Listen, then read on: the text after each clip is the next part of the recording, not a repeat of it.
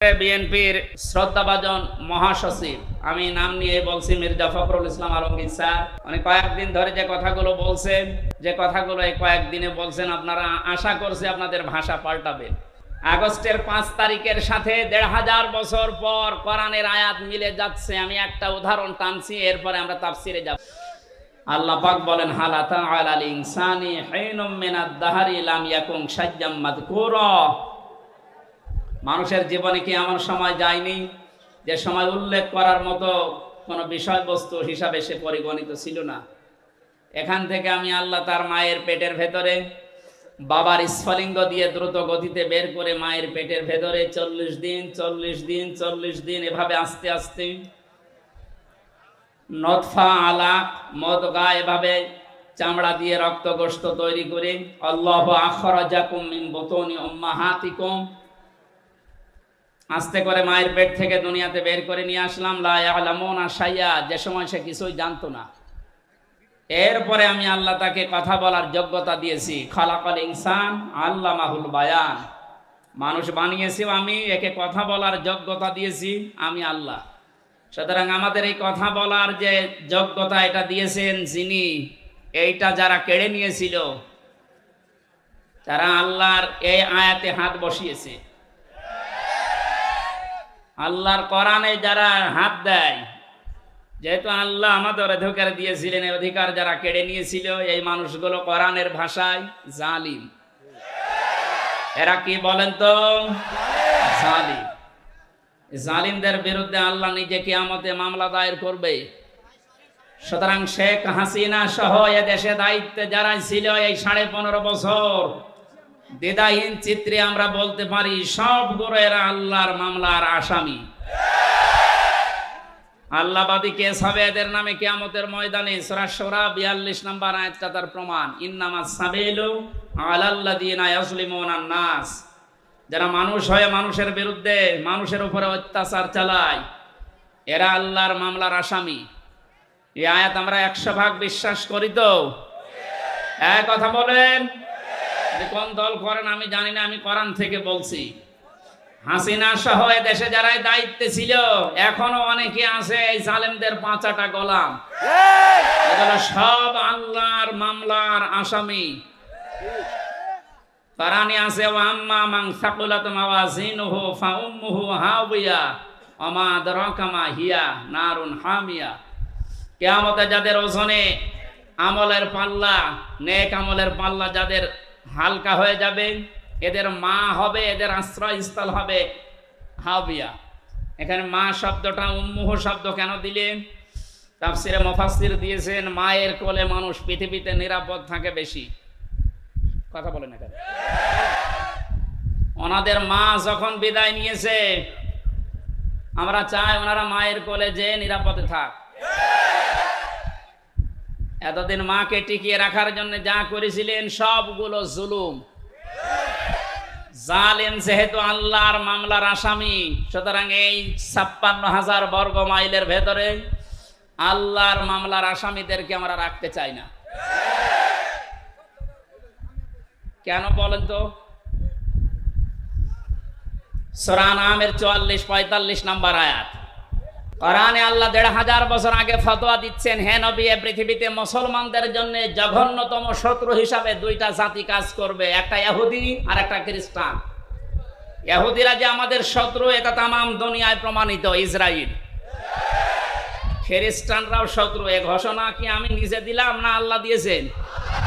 সুতরাং বারবার এ দাদা বাবুদের ফাঁদে পা দিয়ে আবার যদি মৌলবাদ এই জিকির আরম্ভ করেন, ওরা হয়তো আপনাকে চেয়ারে বসাবে, কিন্তু এদেশের হাজারো আলেম ওলামা ইসলামপন্থী মানুষেরা আবার গুম হওয়া শুরু হবে। আপনি ফাঁদ টের পাচ্ছেন? সুতরাং এই শব্দ যেন আপনাদের মুখে আর কোনোদিন না শুনি। যদি এগুলো শুনি, তাহলে কিন্তু জালেমদের মতো এদেশে আপনাদের এ জনগণ বিদায় করে দিবে। কাকে মৌলবাদ বলেন? মৌলবাদ না হলে এদেশে আপনার মা বাবার বিয়ে হতো? আপনি তো জারজ হয়ে আসতেন। কোথায় হাত দিয়েছেন? আশা করছি এই শব্দ যেন এদেশে আর কেউ না বলে। এই ধোয়া তুলেই কিন্তু এই 15.5 বছর ওরা এই থালা বাজিয়ে ওরা আমাদের উপর অত্যাচার চালিয়েছে। এটা রেকর্ড হচ্ছে, সারা দেশে কালকে যাবে, সবাই সাবধান। সে যে দল করেন আপনি করেন, কিন্তু এই শব্দটা কোনো ইসলামপন্থী আলেম ওলামাদের নামের আগে যদি আপনি ব্যবহার করেন, সত্যি কিন্তু আপনার খবর আছে। কালকে 151 জন আলেম এদেশে প্রথিতযশা আলেম যারা, সাইয়্যিদ কামাল উদ্দিন জাফরি সহ আমার নামও আছে, 151 জন আলেম বিবৃতি দিয়েছে, পত্রিকা আপনারা দেখতে পাচ্ছেন। এই টিআইবির যিনি মহাপরিচালক এখন দায়িত্বে আছেন, এই লোকটাও জালেমদের দোষর ছিল, নয়তো এ কথা বললো কি করে?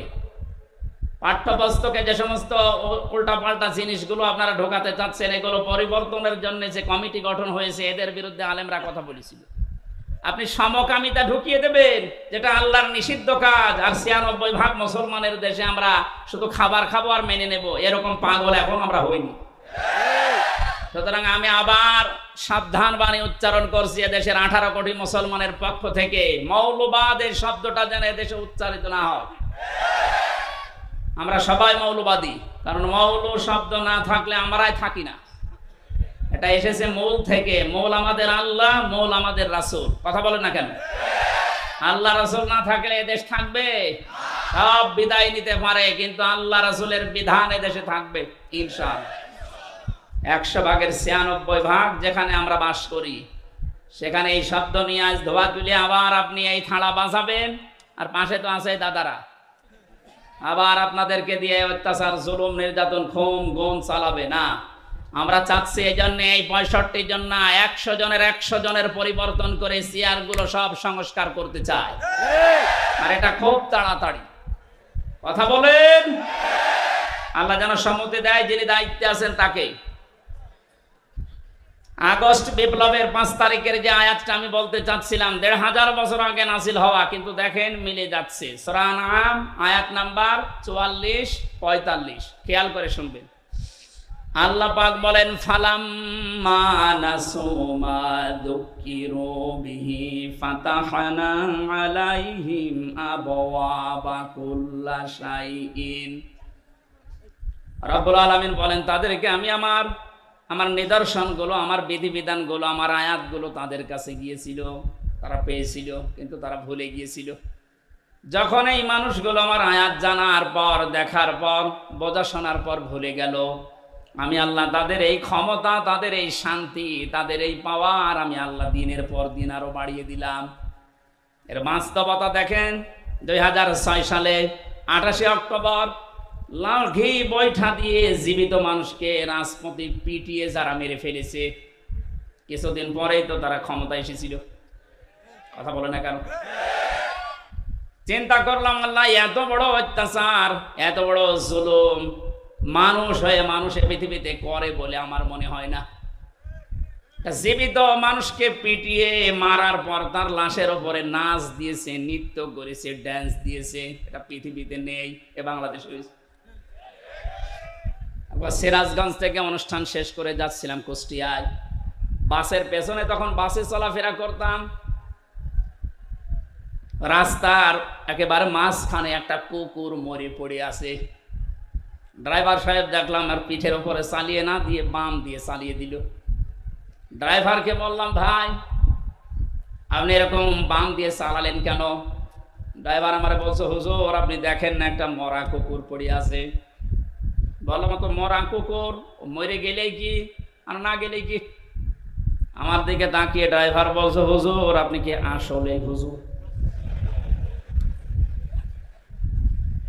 আপনি কেমন হুজুর? আপনি দেখছেন যে একটা মরা কুকুর পড়ে আছে, এরপর আমি ডবল করে আবার মারবো, আমার বিবেক নেই? হ্যাঁ, এই কথা শোনার জন্য আমি ছিলাম।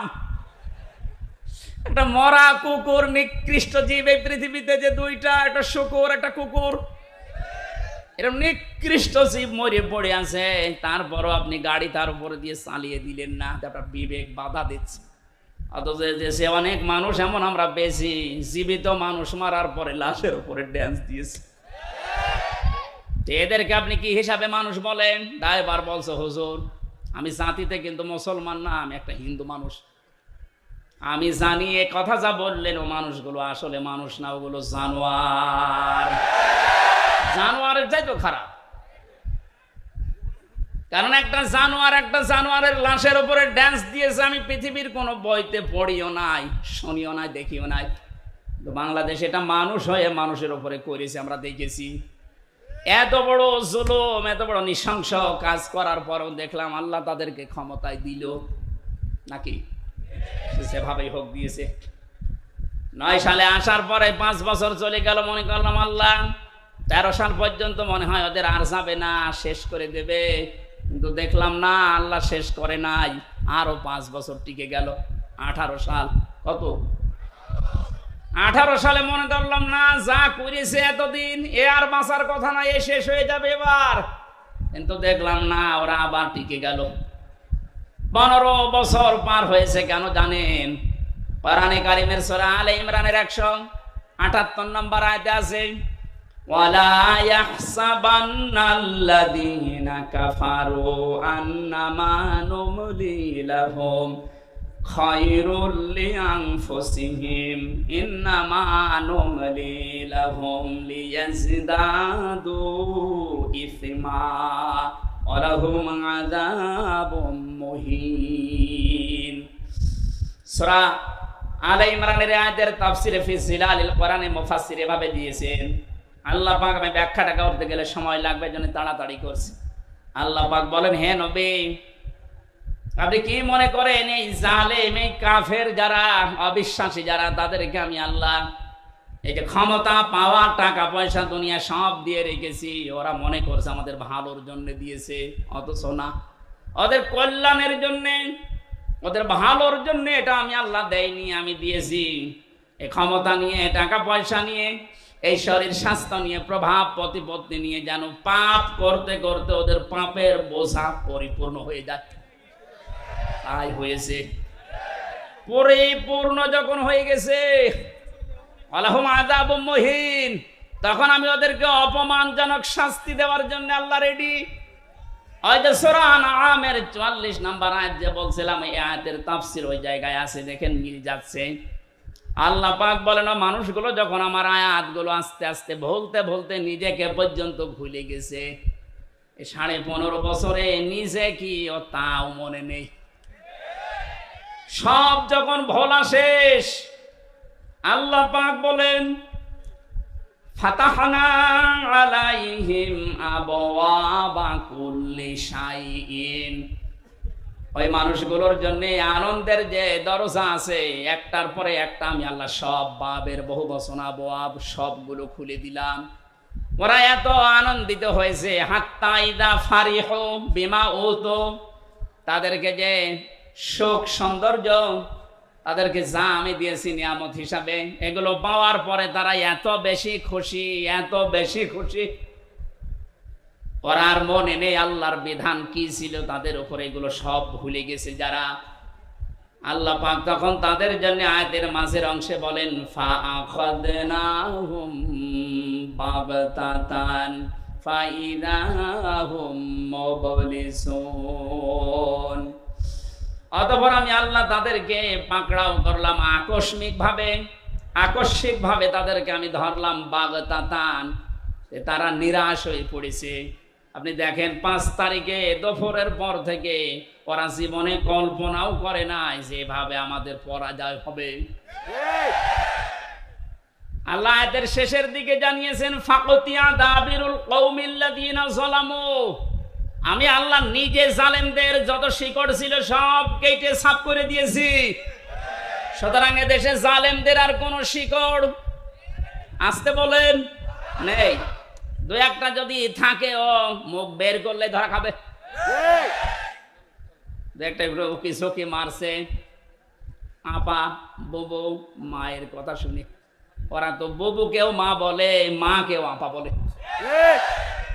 ওখান থেকে বারবার একটু সাহস দেয় যে ওদের নাম লিস্ট করে রাখো, আমি আসতেছি, তুমি আসো। বলে আমি চট করে ঢুকে পড়বো, চট করে ঢুকবেন আর ফট করে আয়না ঘরে ঢুকিয়ে দেবো। আমরা তো বেশি করছি না, যা করেছেন আমরা তাই করবো, কথা বলেন না কেন? এই জন্য জালেমদের এই শিকড় পর্যন্ত 5 তারিখে আল্লাহ তুলে দিয়েছে, না তো দরবেশের মতো মানুষ দাড়ি কেটে নম হয়ে গেছে। বাংলাদেশের শ্রেষ্ঠ ধনী তালিকায় ওর নাম ছিল। 36,000 কোটি টাকা মারিং কাটিং করিস। আর সে পালিয়ে যাচ্ছে কি করে দেখেছেন? শিকড় যদি থাকতো তো ওটা ধরে থাকতে পারতো না, শিকড়ই নেই, দাড়ি পর্যন্ত কেটে ফেলেছে নবীর সুন্নাতকে। তাহলে বোঝা যাচ্ছে ওদের ওই 72 রাকাত নামাজ, তাহাজ্জুদের নামাজ বলে 72 রাকাত পড়তো। আরে ভাই, তাহাজ্জুদের নামাজ তো 8 রাকাত থেকে 12 রাকাত, তো 72 রাকাত পড়তো মানে ইসলামের নিয়ম নীতি নিয়ে ফাজলামি করা, দাঁত ফেলে দেওয়া দরকার এই বেয়াদবগুলো। এই জন্য পালিয়েছে ওইভাবে।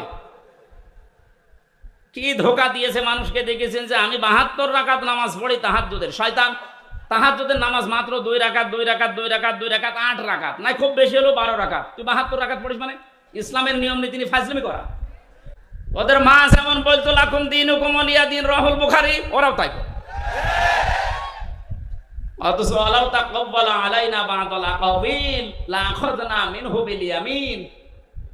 সূরা হাক্কাতের 44, 45, 46 নাম্বার আয়াতে আল্লাহ জানিয়েছেন, আমার কোরআনের ভেতরে কোনো কথা যদি নবী পর্যন্ত বলে যে এটা আল্লাহ বলিস, অথচ আমি বলি নাই, ওই কথা যদি নবী নিজের কথা কোরআন বলে চালিয়ে দেয়, আমি নবীর নিজে, আমি আল্লাহর নবীর, আমি আল্লাহর নিজে আমার নবীর ডান হাত চেপে ধরতাম না। এটা ঠিক হয় লা আখাযনা, এখানে ফাইল আল্লাহ নিজে। আমাদের সিলেবাস ভক্ত আলেম যারা আমরা আছি এটা ভুল করি অনেকে। আমার মনে হয় এই অনুবাদটা পাল্টানো দরকার।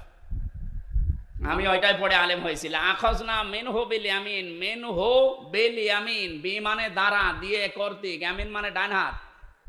আল্লাহ তাআলা বলেন আমি আমার ডান হাত দিয়ে নবীকে ধরতাম, নবীর ডান হাত ধরতাম না। এখানে আপনি শব্দের দিকে খেয়াল করে মিলান, মিলছে না। এই জন্য আলেম যারা আছেন, একটু যারা উপরে আছে বা যারা শিক্ষা ব্যবস্থায় আছে, আয়াতগুলো যেখানে আছে আয়াতের এই শাব্দিক অর্থগুলো, বিশেষ করে বঙ্গ অনুবাদগুলো আমার মনে হয় ঠিক করা দরকার। গিরিশচন্দ্র সেন হিন্দু বেটা তো এমন এমন কিছু দিয়েছিল যেগুলোর কারণে আমরা অনেকেই একটু ভুল করে ফেলি।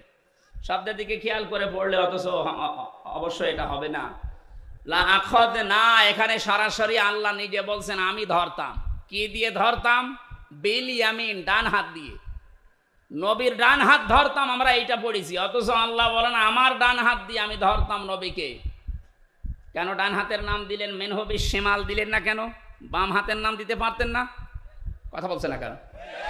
আল্লাহর বাম হাতে একটু শক্তি কম, তাই ওনার বাম হাতে থাপ্পড় খেয়েছে। বাম হাতের নাম না দিয়ে ডান হাতের নাম দিলেন কেন? আমরা সচরাচর যেটা দিয়ে উদাহরণ দিলে বুঝি ভালো, আল্লাহ ওই উদাহরণ কোরআনে সেট করেছেন বেশি। আমরা বাস্তবে দেখি যে আমাদের বাম হাতের চাইতে ডান হাতের শক্তি, ক্ষমতা, পাওয়ার একটু বেশি, নাকি? কথা বলেন। আমরা যেহেতু বুঝবো ভালো ডান হাত দিলে, কারণ এটা ছাড়া এটা পাওয়ার বেশি না। এটা দিয়ে ধরলে যেভাবে শক্ত করে ধরা যায়, এটা দিয়ে ওইভাবে ধরা যাবে? আল্লাহ জন্য নিজের ডান হাত এখানে ব্যবহার করে শক্ত জানিয়েছেন যে আমি আমার ডান হাত দিয়ে নবীকে ধরতাম, তার মানে শক্তভাবে।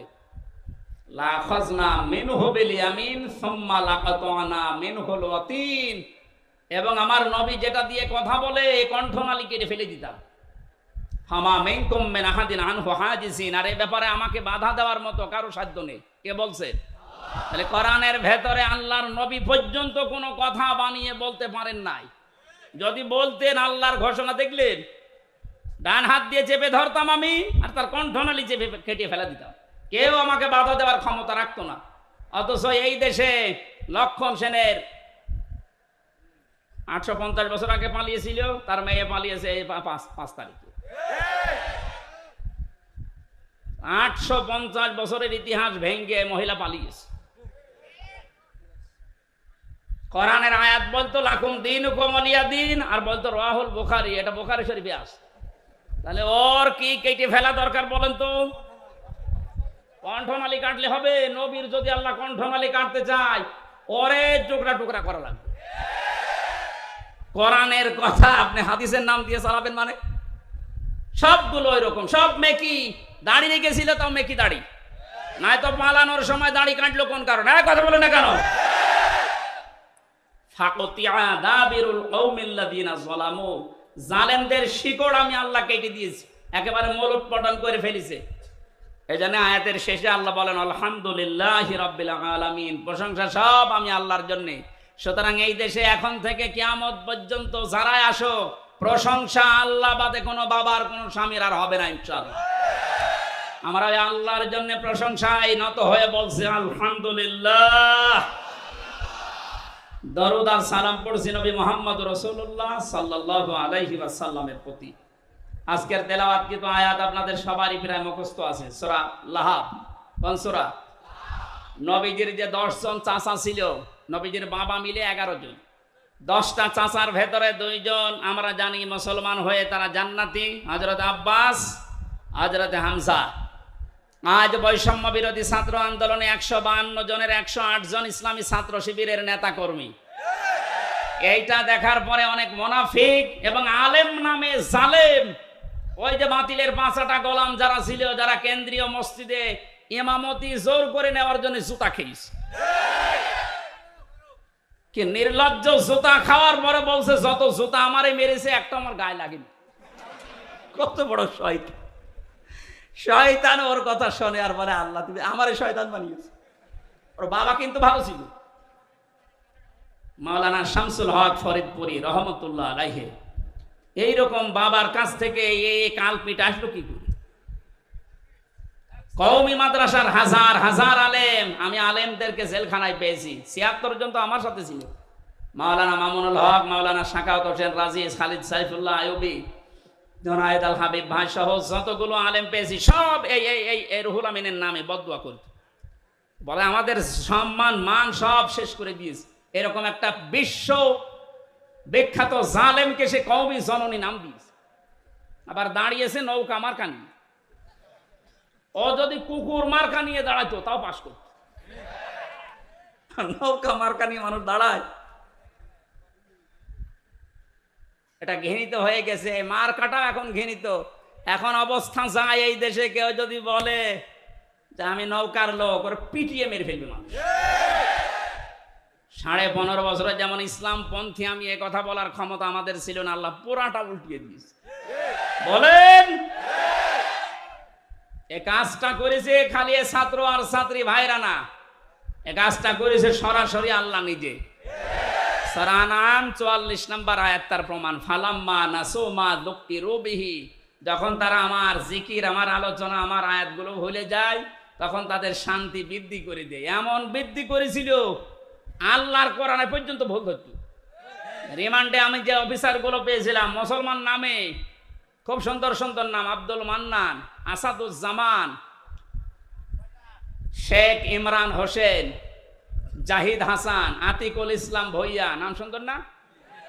রিমান্ডে আমারে মাঠের নিচে নিয়ে বলতো আল্লাহর এই জায়গায় ভুল হয়েছে। আল্লাহ তো এমনি ধরেনি, শেষ পর্যন্ত ধরেছে। এই কারণ এখন পরিচয় দেওয়া দূরের কথা, খালি মাঝে মাঝে বলে হুজুর দোয়া করেন। কি দোয়া করবো? আপনি যা করেছেন দোয়া বের হয়, দোয়া চাবেন না, দোয়ার পরিবর্তে কিন্তু বদদোয়া বের হবে। এজন্য আমার মনে হচ্ছে আগস্টের 5 তারিখে আল্লাহ যেটা করেছে এটা শুধু ছাত্র ছাত্রীরা করে না, আল্লাহ নিজে করেছে। কথা বলেন। আল্লাহর এই নিয়ামতের শুকরিয়া আমরা আদায় করব, দাম দেব এই নিয়ামতের ইনশাআল্লাহ। নিয়ামতের শুকরিয়া আদায়ের মাধ্যম আমি এর আগে বহুবার বলেছি। কয়টা বলেন তো? 3টা। 1 নম্বরে আপনাকে বলতে হবে যেটা নিয়ামত। এই যে বাক স্বাধীনতা আমাদের ছিল না, আমরা যে ফিরে পেলাম, এটা যে নিয়ামত না? হ্যাঁ, নিয়ামত আমাদের। আমরা এই দেশে 100 জনের 58 জন এখন চাচ্ছে দেশে ইসলাম কায়েম হোক এদের কাছে। বাকি 28 জন এরা শুধু থালা নেওয়ার ধান্দায় আছে, আমি নাম নিলাম না। আর বাকি 14 জন এখন ওই যে জালেমদের দোসর আছে, ওরা কিন্তু এটা নিয়ামত মনে করে না, ওরা গজব মনে করে। কি হয়ে গেল? আল্লাহ যে ফাইদা হুম মোবিলিজেশন দিয়েছেন। মোবিলিজেশন মানে হতাশ হয়ে যাও। হঠাৎ করে নিরাশ হয়ে পড়লে যে কি হয়ে গেল। আমার তো মনে হয় 1500 বছর আগে করার না, এখন দেখে দেখে আল্লাহ নাজিল করছে। যে কথা বলতেছিলাম, আমরা নিয়ামতের শুকরিয়া আদায়ের প্রথম মাধ্যম আমরা স্বীকার করছি এদেশের 100 জনের অন্তত 58 জন যে হ্যাঁ এ বিষয় আল্লাহর নিয়ামত। এটা কি? 2 নম্বরে আমাদের অন্তরের ভেতরে একটা শান্তি লাগবে, এটা আমাদের লাগে। লাগে না?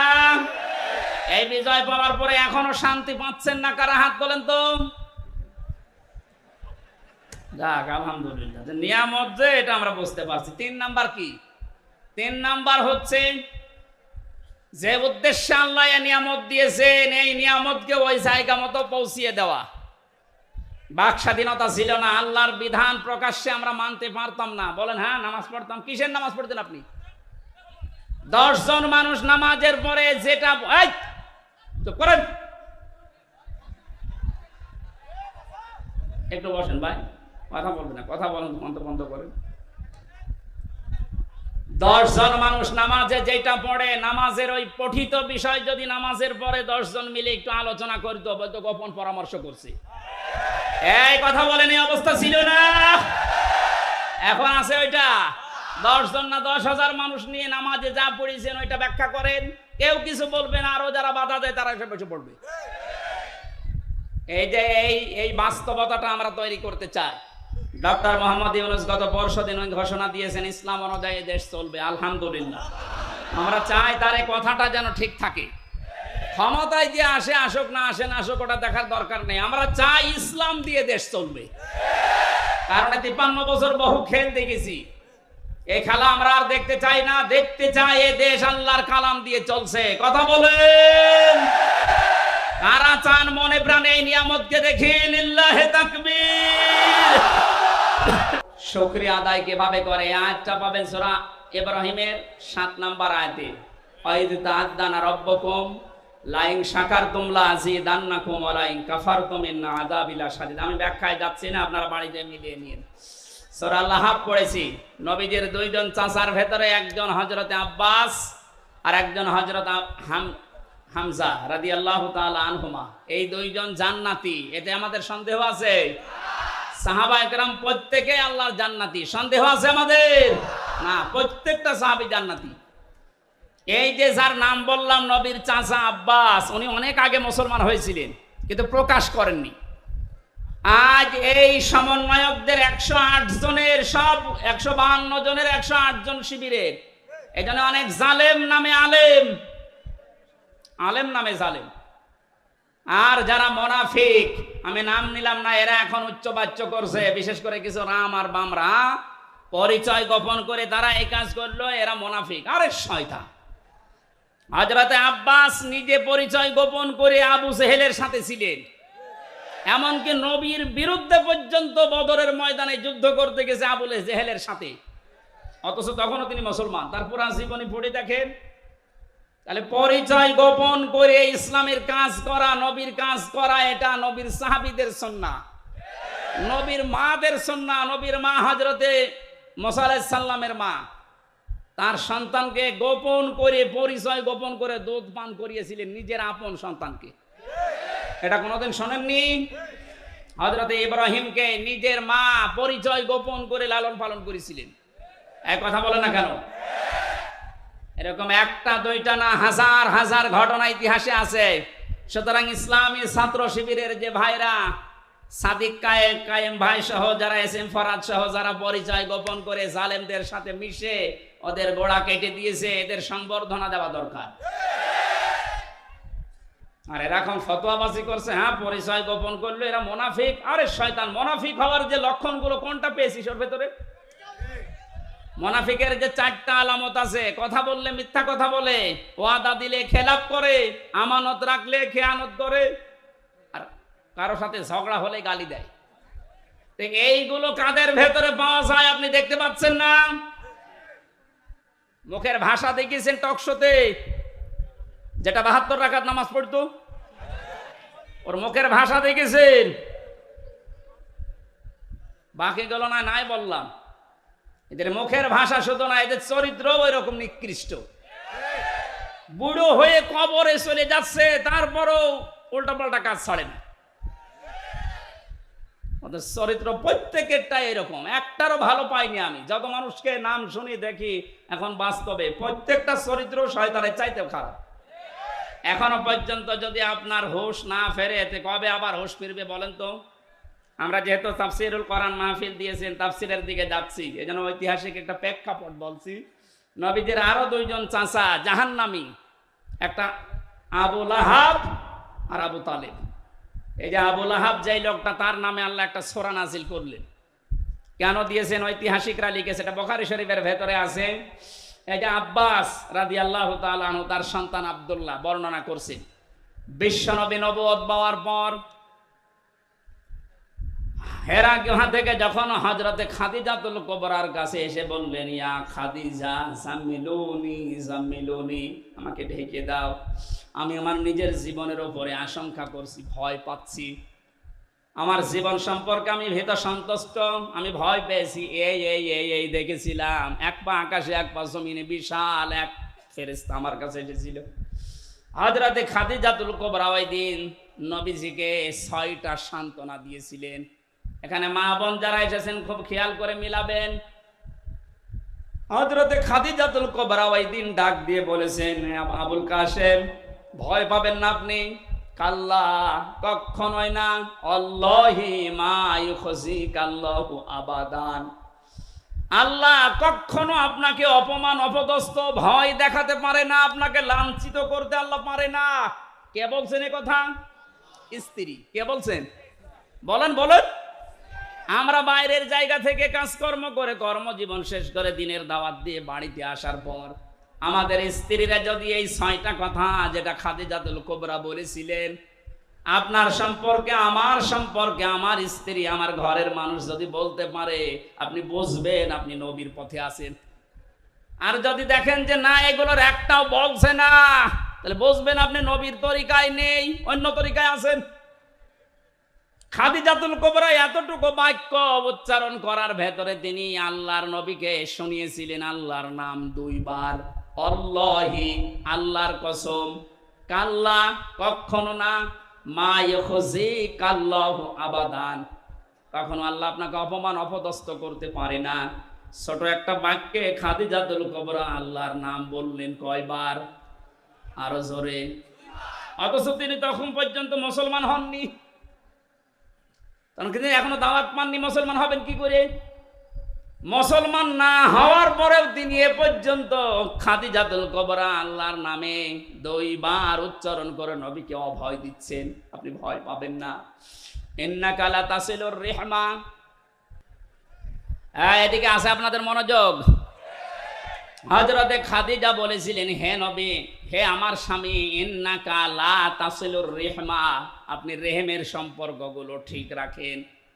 তার মানে এই যে আত্মীয়তার সম্পর্কগুলো আপনি ঠিক রাখেন, এটা এত বড় গুরুত্বপূর্ণ একটা বিষয়। আজকে আমরা বাংলাদেশে অনেকের ভেতরে এই আচরণটা পাচ্ছি না। ধর্ম বাবা পাতিয়েছে রাজশাহীতে, বছরে 3 বার করে যায় সেখানে, অথচ নিজের আপন বোন গরিব সেখানে বছরে 1 বারও যায় না। আর এটা যায় না তার কারণ আছে, অন্যতম বাধা হচ্ছে এই লোকটার স্ত্রী। এই কথা বলছে না কেন? এমন অনেক বউ আছে নিজের ননদকে নিজের দেবরেরকে যদি স্বামী সাহায্য করে তাহলে তার মন পাওয়া যায় না। অথচ ধর্ম আত্মীয় পাতিয়েছে সে শিবগঞ্জে, সেখানে আপনি 5 বার বউ নিয়ে যান, ও আনন্দে আছে, ও খুশি আছে।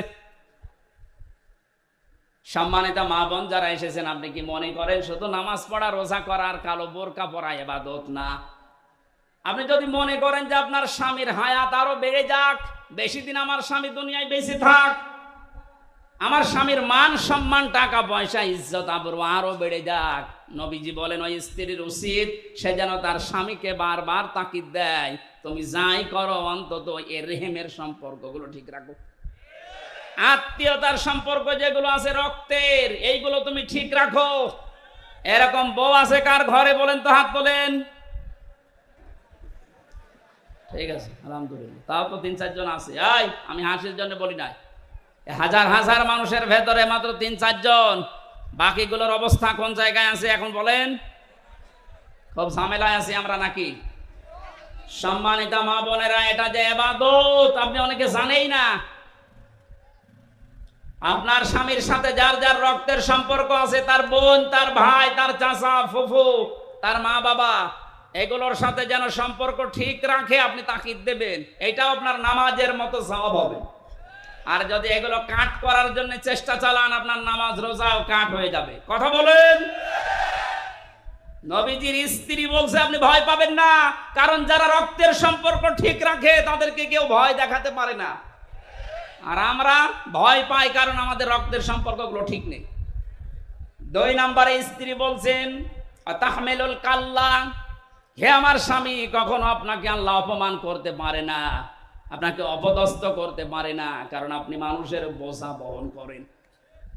বাস্তবতার দিকে তাকান, এই হাদিসের এদিকে তাকান। হে আবুল কাসেম, হে আমার কাসেমের পিতা, হে আমার স্বামী, আপনাকে আল্লাহ ভয় দেখাবে না, কারণ আপনি মানুষের বোঝা বহন করেন। কারণ এই পৃথিবীতে মানুষের বোঝা যারা বহন করে তাদেরকে আল্লাহ ভয় দেখান না। অথচ বাস্তবে দেখলাম কি, এই 15.5 বছরে কত বোঝা আমাদের মাথার উপরে চাপিয়ে দিয়ে উনি পালিয়েছে। আমাদের মাথার উপরে 1 লক্ষ টাকার ঋণের বোঝা। গত 8 দিন আগে আমার একটা মেয়ে হয়েছে, হাফসা জান্নাত, ওর মাথার উপরে এখন 1 লাখ টাকা ঋণ। আমি বানিয়ে বলছি? সব বসে আছে, জিজ্ঞাসা করেন। কত মানুষকে আপনি পা হারা, চোখ হারা, হাত হারা করে এই যে বোঝা, পরিবারের বোঝা বানিয়ে দিয়ে পালিয়ে গেলেন। হাজার হাজার কোটি টাকা নিজের মেয়ের নামে, ছেলের নামে, নিজের নামে, বোনের নামে, আত্মীয় স্বজনের নামে, শুধু দলের নামে পাচার করে করে এ বোঝা এ দেশের উপরে আপনি রেখে গেলেন। এই মহিলাকে আমার মনে হয় আপনি বলা ঠিক হবে না। কোনো খারাপ শব্দ থাকলে একটু বলেন তো দেখি, কারণ তো সম্মানিত মানুষ না। সম্মানিত মানুষকে আপনি বলা যায়? কত রকমের বোঝা আমাদের মাথার উপরে, যে হাজারো কষ্টের বোঝা, দুঃখের বোঝা, ঋণের বোঝা, হাজার হাজার বোঝা মাথার উপরে চাপিয়ে উনি পালিয়েছেন, আরামে আছে। আপনি নবীর আদর্শে মানেন নাই। নবীর আদর্শ হচ্ছে পৃথিবীতে মানুষের বোঝা বহন করা, হালকা করে দেওয়া, আর আপনি আরো বোঝা দিয়ে গেলেন। আপনি নবীর উম্মত না। কি বলতে চাইলাম আপনি না বুঝলেও এরা বুঝেছে। সুতরাং যারা মানুষের বোঝা আরো ভারী করে দেন, হালকা না করে বোঝা আরো ভারী করেন, আরো বেশি করে দেন বোঝা। এই যে 3টা বছর আমার জেলে রেখে কত রকমের বোঝা আমার উপরে চাপিয়ে দিয়েছিলেন, আমার পরিবারের উপরে, আমার মা বাবার উপরে, আমার সন্তানের উপরে কত বোঝা চাপিয়েছিলেন। তারা খেয়ে না খেয়ে 3টা বছর পার করেছে। কি কারণে? কোনো কারণ নেই, এমনি। কি কারণে বলেন তো? এমনি না, না, কোনো কারণ নেই। কয়েকদিন আগে আমার মামলা খারিজ হয়ে গেছে সব, বিচারপতি কর্তৃক, আদালত কর্তৃক এটা প্রমাণিত যে আমার কোনো দোষ পাইনি, আমি নির্দোষ। সুতরাং নির্দোষ মানুষকে আপনি 3টা বছর জেলে রেখে যে বোঝা দিলেন, এখন তো আপনি আরামে আছেন। আমিও চাই আমার মতো 3 বছর আপনি জেলে থাকেন। আর ব্যারিস্টার আরমানকে গুম করেছিলেন, তার জন্য 8 বছর। 8 আর 3 কত হয়? আমান আজমিকে 8 বছর, কত হয়? 19 বছর আগে থাকবেন মাটির নিচে, এরপরে আপনি চট করে ঢুকে পড়বেন। হাজারো মানুষের মাথার উপরে দুঃখের বোঝা, কষ্টের বোঝা, ঋণের বোঝা সব চাপিয়ে উনি এখন আরামে আছেন। নবীর উম্মত। কিসের উম্মত? 14 বার হজ করলেও পট্টি মাথায় দিয়ে তসবিহ হাতে নিয়ে, এটা নবীর উম্মতের বাইরে। নবীর উম্মতের বাইরে যারা, ওটা হয় কাফের, না অন্য কিছু। একটা কথা যদি কেউ ভুল প্রমাণ করতে পারে বলেন এ পর্যন্ত। নবীর উম্মত আপনি কোনটা দিয়ে বলবেন? নবীর কাজ ছিল মানুষের বোঝা হালকা করে দেওয়া, আর ওদের কাজে 15.5 বছরে হাজারো মানুষের পরিবারে শুধু বোঝাই দিয়ে গেছে। একটা মানুষকে জেলে দেওয়া মানে তার পুরা পরিবারটা বোঝা বহন করা। সে নিজেরা খেতে পারে না, জেলখানায় টাকা পাঠানো লাগে 10,000 20,000 করে। তাও 2 দিন 5 দিন 10 দিন পরে ছেড়ে দিলে তো হয় 3 বছর 5 বছর 10 বছর। আপনি কত রকমের বোঝা দিয়ে গেলেন। এই যে 2880 জন এখন হাসপাতালে বেডে কাতরাচ্ছে, এই মানুষগুলোর কারো পা নেই, হাত নেই, ঠ্যাং নেই, কারো অন্ডকোষ উঠে গেছে। এগুলো এই বোঝা এখন বহন করবে কে? যারা শহীদ হয়েছে 1077 জন, সেগুলো তো বাদ দিলাম, তার তো গেছে। এগুলোকে, এই যে বোঝা এখন পরিবারের জন্য, এগুলো কে টানবে বলেন তো? আপনি নবীর উম্মত দাবি করেন, নবীর কাজ ছিল বোঝা আরো হালকা করে দেওয়া, বোঝা বহন করা, আর আপনি বোঝাগুলো সব দিয়ে, ঋণের বোঝা দিয়ে গেছে, কোটি কোটি টাকা পাচার করে এখন এই দেশের প্রত্যেকটা মানুষের উপরে 1 লক্ষ টাকা করে ঋণ মাথা পিছু। ডক্টর মোহাম্মদ ইউনূস উদ্যোগ নিয়ে যে দেশ থেকে যত টাকা পাচার হয়েছে সব টাকা ফেরত নেওয়া হবে, রাষ্ট্রীয় কোষাগারে জমা হবে, এবং যারা টাকা দিতে পারবে না তার বউ ছেলে মেয়ে রাষ্ট্রের কাজে লাগবে, কোনো ছাড় নেই। মানে এ বোঝা আমরা বহন করবো কি করে? তারপর আমেরিকাতে এই অনুষ্ঠানে গিয়ে উনি যে ডলারগুলো নিয়ে এসেছেন, এভাবে যদি আনতে পারেন দেশটা দাঁড়াবে। এত ঋণ, এত বোঝা বহন করা সম্ভব? ও তো আরামে আছে বোনকে নিয়ে, খাচ্ছে আর ঘুমাচ্ছে, আর মাঝে মাঝে বলছে আমি চট করে আসতেছি। স্ত্রী 3 নম্বরে বলেছিলেন, হে আবুল কাসেম, কাসেমের পিতা,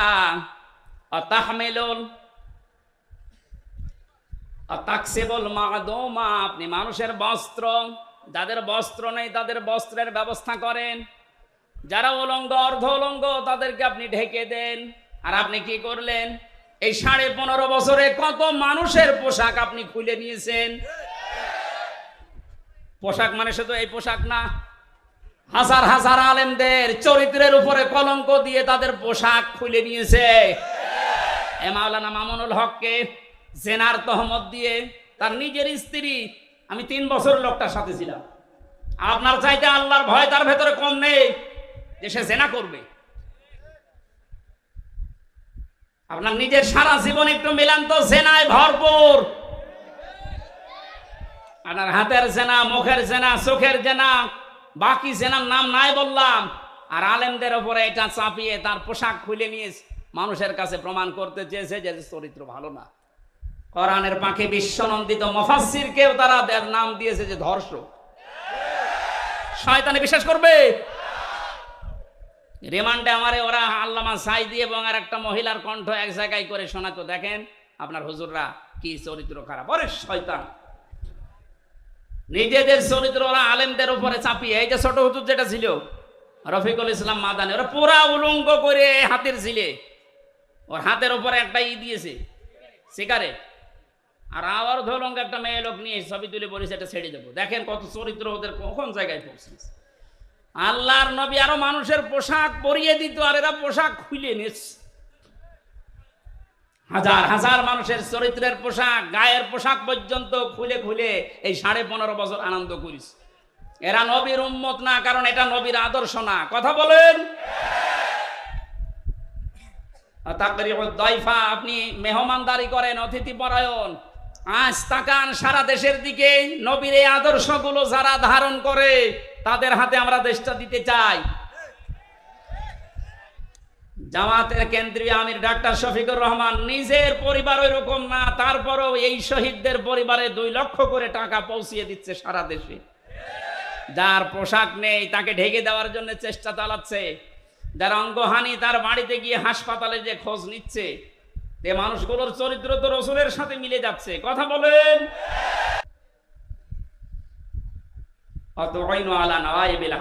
আপনি হককে সাহায্য করেন, হক প্রতিষ্ঠার জন্য কাজ করেন। নবীজির স্ত্রী যা যা বলেছিল নবীর পক্ষে, আমরা এখন বাস্তবে দেশে বাংলাদেশ জামাত ইসলামী, ইসলামী ছাত্র শিবিরের ভেতরে দেখতে পাচ্ছি। আপনি যাই বলেন, মন খারাপ করেন আর খুশি হন, এইটাই বাস্তব। তাহলে হাদিস বাদ দিয়ে দেন। এগুলো মিলে যাচ্ছে, খাপের খাপ মমতাজের বাপ। আমরা করবো কি মিলে গেলে? আপনার সাথে তো মিলছে না। হ্যাঁ, আপনি নিয়ে আসেন আপনার সাথে কি মিলছে আমি দেখাচ্ছি। সূরা লাহাব আপনার সাথে মিলবে, বলবো। সুতরাং নবীর হাদিসের সাথে যাদের জীবন চরিত্র মিলে যাচ্ছে তাদেরকে একটু দিয়ে দেখা যায় না যে কেমন চলে দেশটা। 53 বছর তো দেখেছি। ডাক্তার শফিকুর রহমান ঘোষণা দিয়েছে 15 বছর লাগবে না, মাত্র 10 বছর আমাদের হাতে দেন, চাঁদাবাজ এ নাম বাংলাদেশে থাকবে না।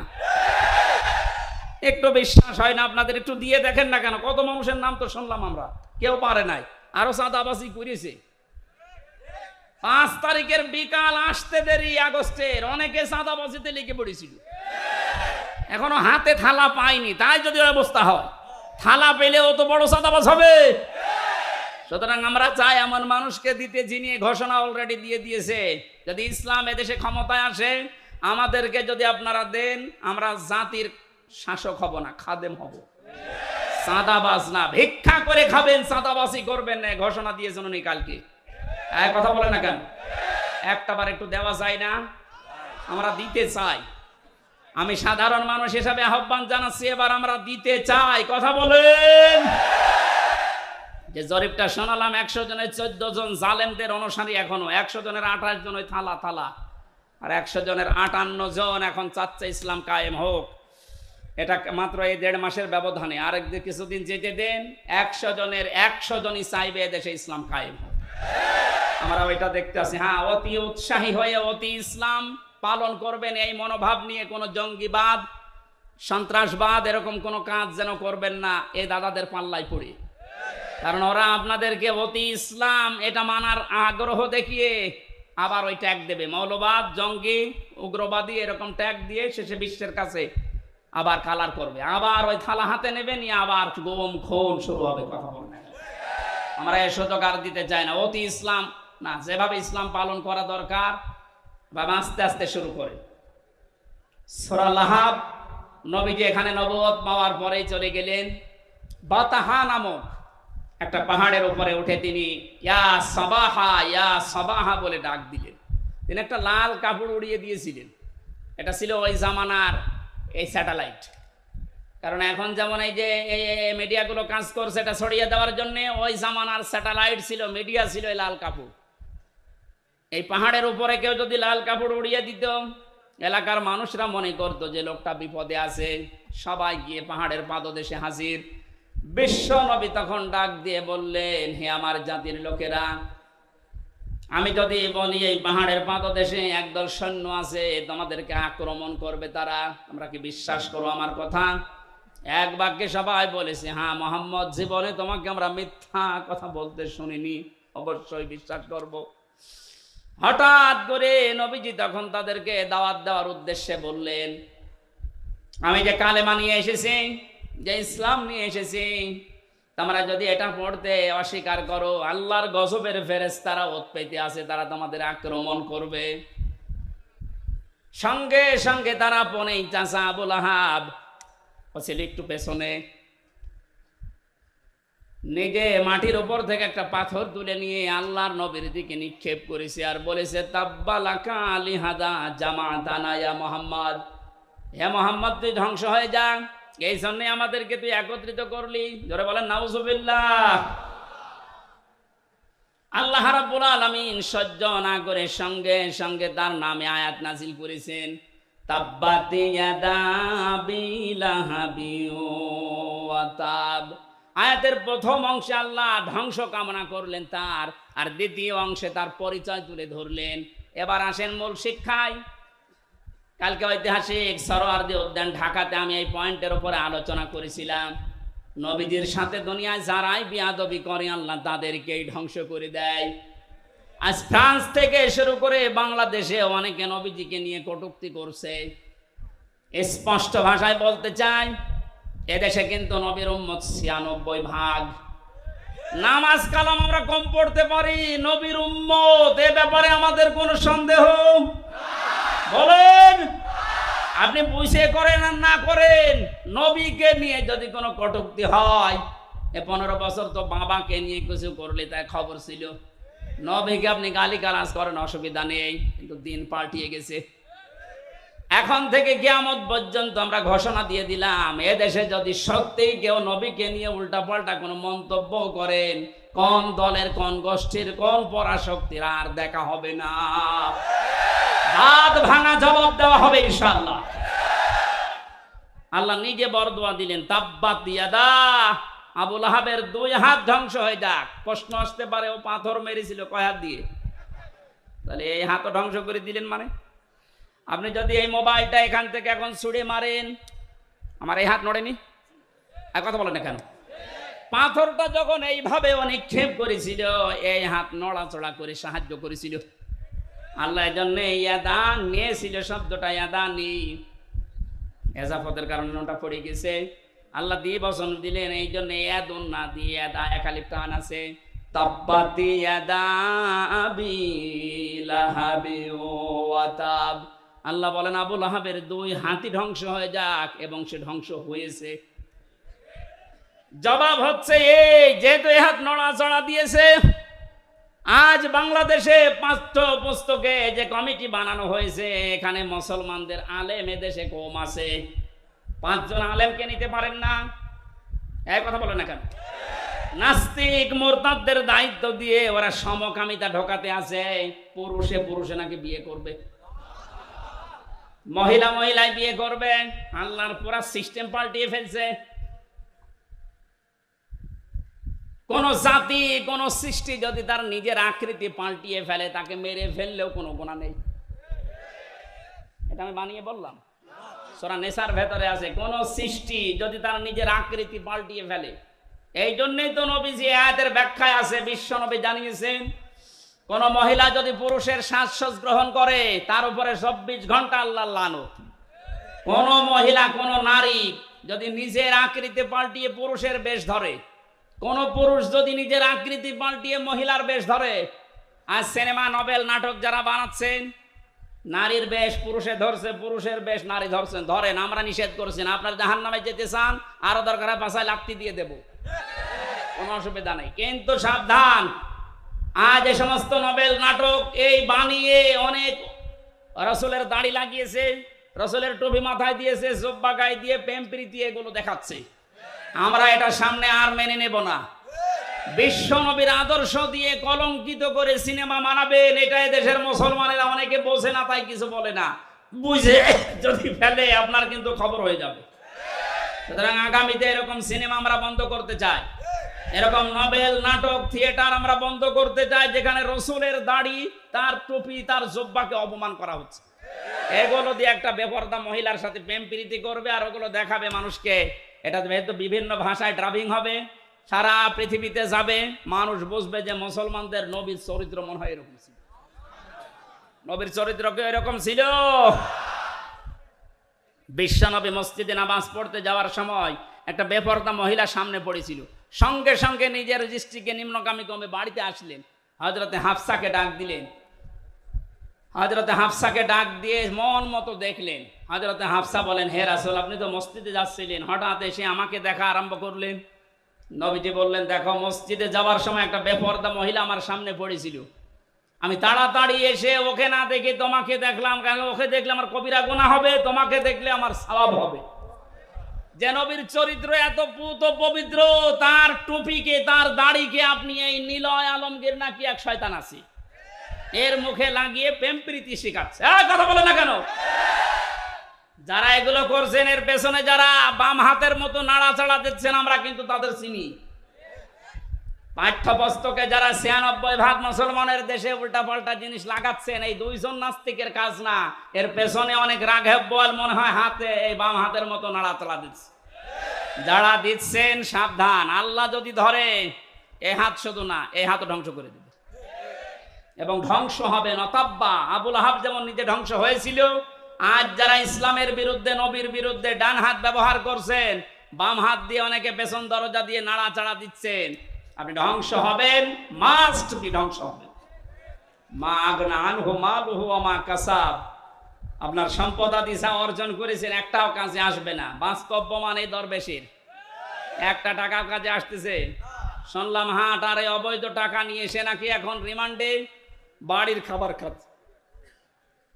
বাড়ির খাবার, আমাদেরকে মাখানো খাবার এনে দিতেন, আর এত বড় দেশের শত্রু, ৩৬,০০০ কোটি টাকা যার কেলেঙ্কারি, তারে বাড়ির খাবার খাওয়ানো হচ্ছে। মানে দেশের মানুষ এখনো জানে না। যদি জানে যে অফিসে তার এরকম জামায় আদর করা হচ্ছে, অফিস কিন্তু উড়ে যাবে। কথা বলেন, জালেমদের কোনো ক্ষমা নেই। যাদের মেকি দাড়ি ছিল, দাড়ি কেটেছে, দাড়ি কাটা মানে রসুলের গলায় ছুরি লাগানো। এই শয়তান বলে মাঝে মাঝে হজে যায়। কিসের হজে যায়? আমি যাই কয়বার হজে গেছি, শুনলাম এখানে আসবে দরবেশ, কোন তারা, কাবা শরীফের পাশে যে টাওয়ারটা, ওই টাওয়ারে থাকে, সব সময় আল্লাহর ঘর দেখে, সুবহান আল্লাহ পড়ে। কিসের সুবহান আল্লাহ? এদিকে সুবহান আল্লাহ পড়ে, আর এদিকে টাকা পাচার করে। ওর এই সম্পদগুলো একটা আল্লাহ কাজে আসতে দেয়নি, সব ধ্বংস করে দিয়েছে।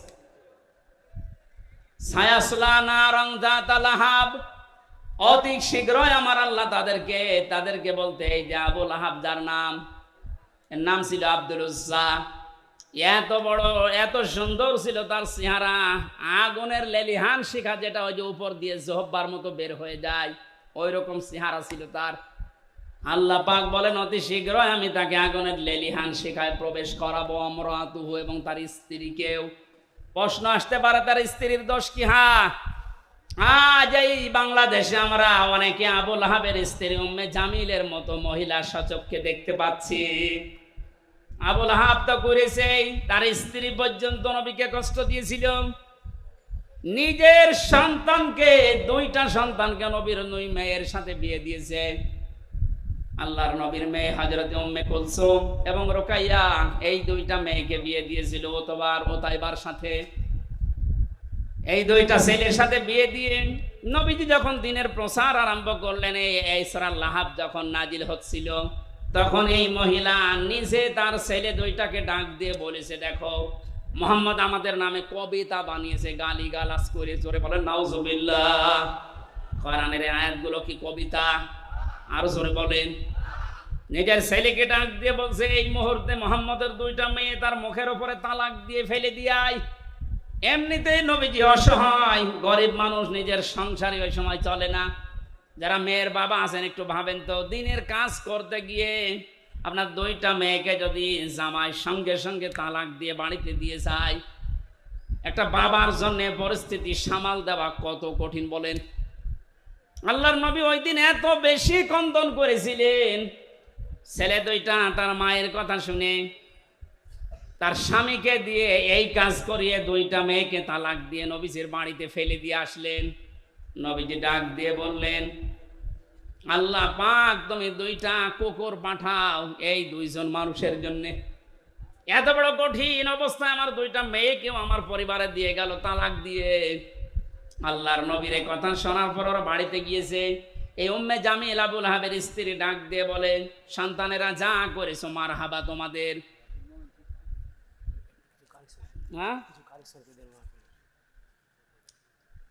তোমাদেরকে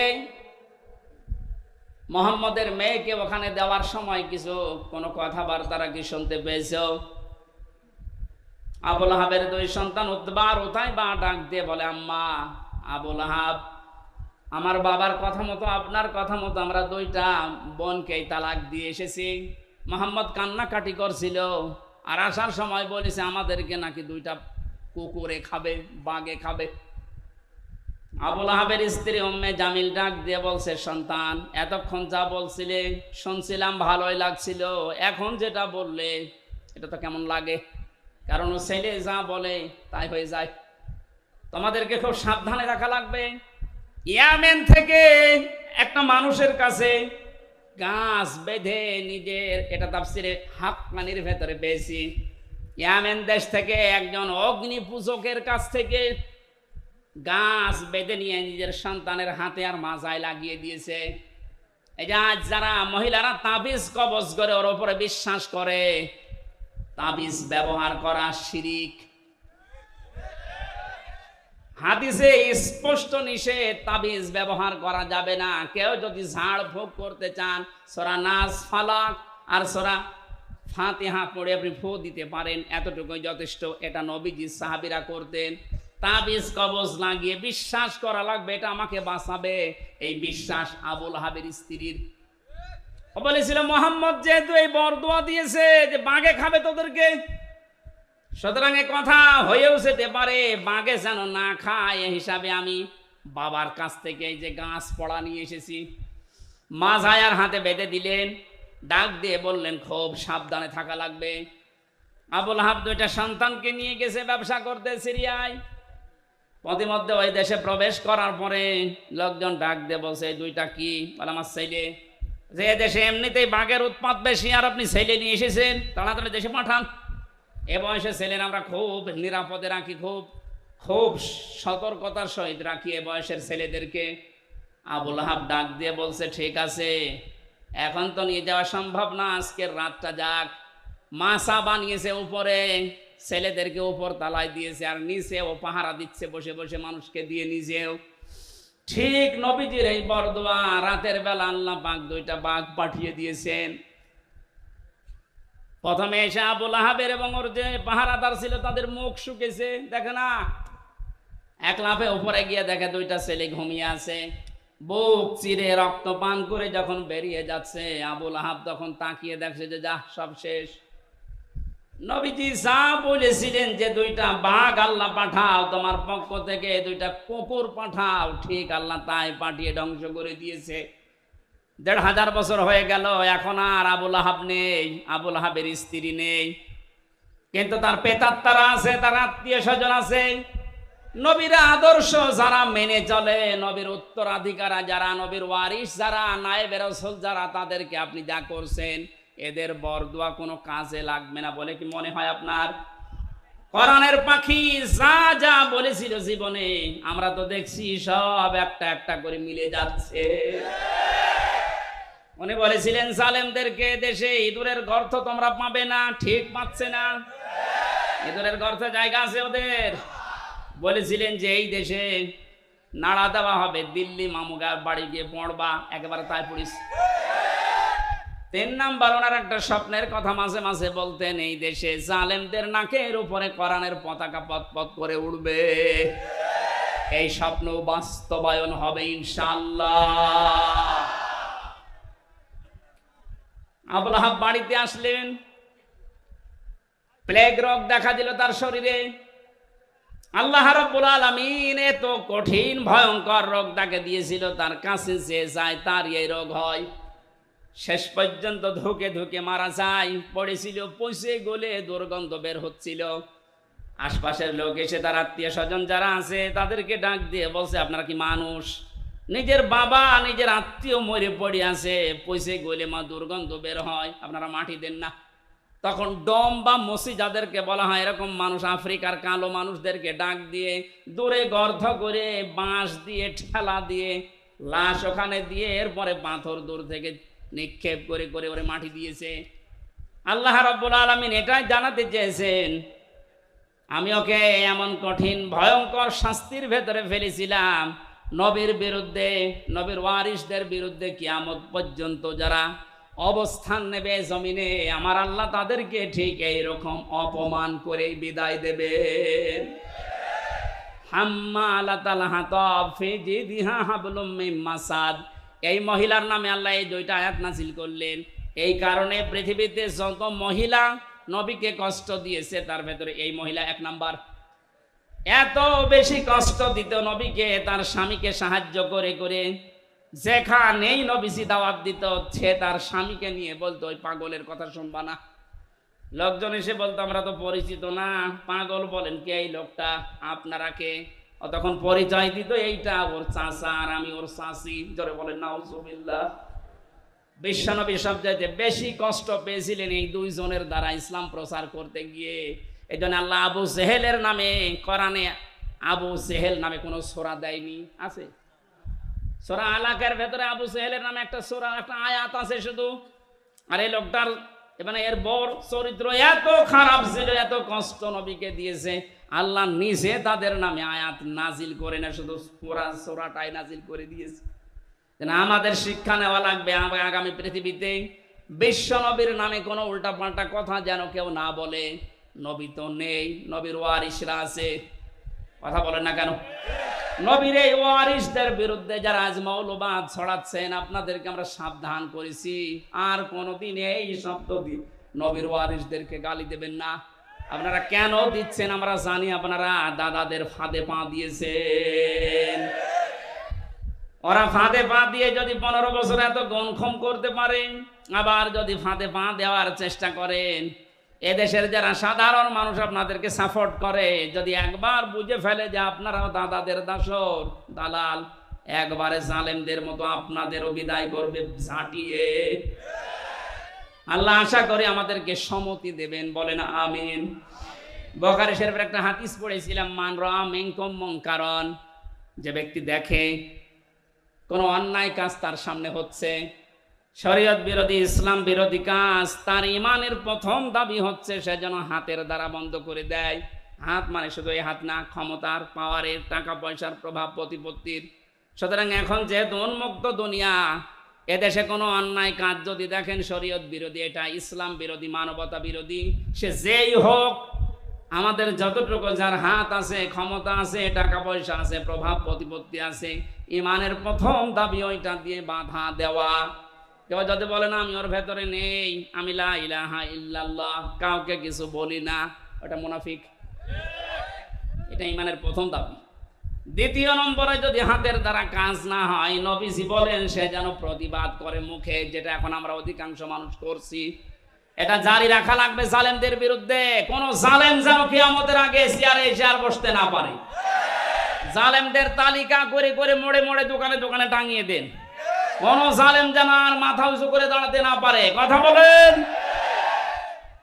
এটাও যদি আমরা না পারি, শেষ পর্যন্ত অন্যায় দেখে যেন অন্তত ঘৃণা করি, অন্তর দিয়ে আর এটা চেষ্টা করি কি করে এটা বন্ধ করা যায়। যালিকা দাফুল ঈমান, নবীজি বলেন এটা ঈমানের একেবারে সর্বনিম্ন পর্যায়। এটাও যদি না থাকে, বুঝবা তোমার ঈমান নেই, তুমি একটা বেঈমান। আল্লাহ আমাদেরকে যেন বেঈমানের খাতায় নিয়ে না যায়। ঈমানের এই তিনটা স্তরের যে স্তরে আমরা পারি, প্রথমটা পারলে তো ফার্স্ট ক্লাস, দ্বিতীয়টা পারলে সেকেন্ড ক্লাস, শেষেরটা পারলে থার্ড ক্লাস।